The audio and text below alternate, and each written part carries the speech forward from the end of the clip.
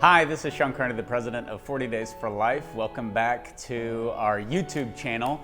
I am in the headquarters for 40 Days for Life, the now closed Planned Parenthood abortion facility where 40 Days for Life first began out on the sidewalks in 2004. And this fall, we're very excited. We'll have the largest 40 Days for Life campaign ever, 588 cities around the world during a year where many in our world have gone insane, and we see the promotion of ideas that were unthinkable a year ago. And as a result, in the midst of, by the way, the pandemic, and by the way, an election, 2020 has gotten a bad rap. And I'd like to kind of address that because I laugh along with other people when you see things, making up 2020, like what else can go wrong? Of course, it's 2020. But when we look at it with a serious tone, we can't let 2019 off the hook. 2019 was one of the worst years in American history because in 1973, the Supreme Court changed once again what it meant to be an American. They no longer gave the rights to the unborn because of their size, because of their location. They were no longer Americans. If we wanted them, then we would throw baby showers and be happy and get excited and not let pregnant women ride on roller coasters or drink a beer or any of those other things, any of those precautions we take to protect the unborn. But if we don't want the baby, we can dismember he or she in the most barbaric fashion and suck them through a vacuum. And Roe v. Wade allowed that to happen. It changed what it meant to be an American, and since then, states have regulated what has been a very unregulated abortion industry until 2019, when we saw Governor Cuomo in New York not reluctantly allow abortions at 40 weeks and even infanticide, but celebrate that idea. We heard the unbelievably ridiculous comments from Governor Northam in Virginia, who humiliated himself and insulted humanity by describing how infanticide works in grave detail. We saw politicians and Congress reject a bill that would protect babies who survive an abortion. So whenever we say we want to go back to 2019, I think we need to reevaluate where we are as a nation and where we're not. 2019 said that a baby girl who is lying on a table after surviving an abortion can be left to die. That is absolutely barbaric.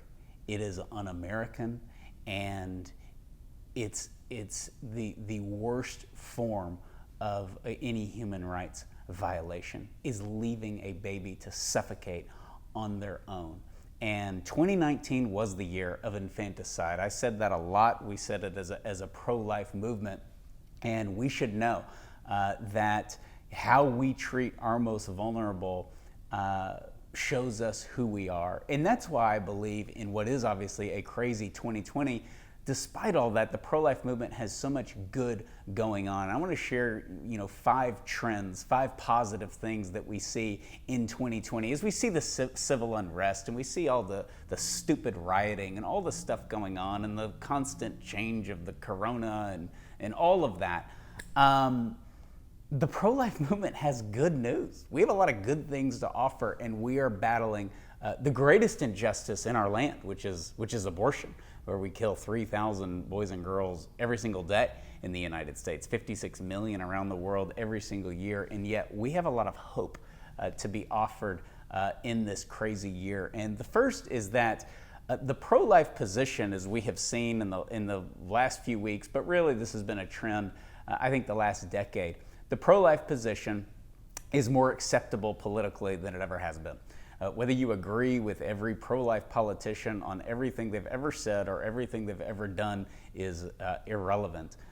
More politicians are pro-life, and it's more acceptable to be a single issue voter on pro-life than ever before. That's just a fact, and the fact that there were multiple pro-life speakers, including the former Planned Parenthood worker who ran this building, speaking at the RNC is great for our movement. It's great for the unborn. It is our job as a pro-life movement to be the voice for the unborn anywhere where we're invited to do so, and it was great to see that. So that's the first bit of good news, is it's just more politically acceptable to be pro-life. In some countries, they don't have politicians or a party or anybody who would be publicly pro-life, but we have a lot more of that here in the United States.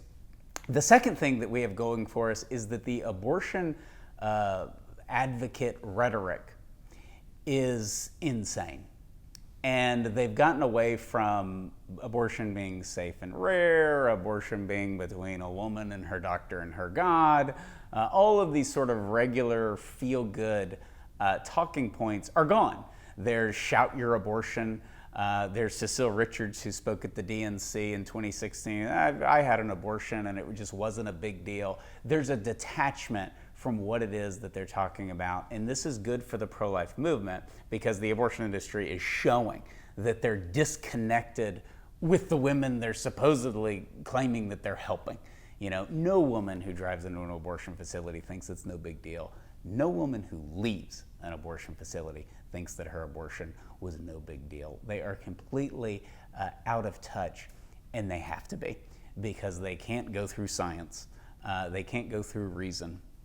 And they have to just, it is 100% emotional. And now it's emotional and irrational with their sort of loud and proud approach to abortion, which has not been the way they've done it for decades. I think that's a very good sign, is that the rhetoric has become insane for abortion advocates. The third trend that we're seeing is state-level policies on the political front are more pro-life.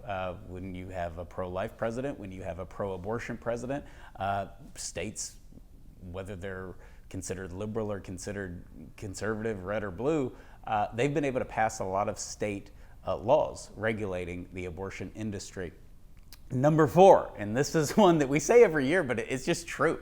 The pro-life movement gets younger by the day. Young people are pro-life, and because of science, because of ultrasounds, they've seen their siblings on an ultrasound. They themselves have had a relative who has had an ultrasound, and it makes sense. Life begins at conception. If it doesn't, when does it begin? You know, we don't gain dignity during gestation, we simply grow. And the moment we start growing, which is conception, is when life begins. And so the science and the technology has really helped influence young people, as has natural law. The longer we've had abortion, nearly 50 years now in the United States, the more uncomfortable we are with it. And we don't have that on other Supreme Court decisions. We don't have that on other surgeries. You know, we don't have decades of heart surgeries to go back and say, you know, we're just more uncomfortable with heart surgery than we ever have been. We're more uncomfortable with having your wisdom teeth out than we ever have been. It's the opposite. You know, the more surgeries you have in a society, the more comfortable everybody is with it, the more routine it becomes and standard it becomes. Abortion is the opposite.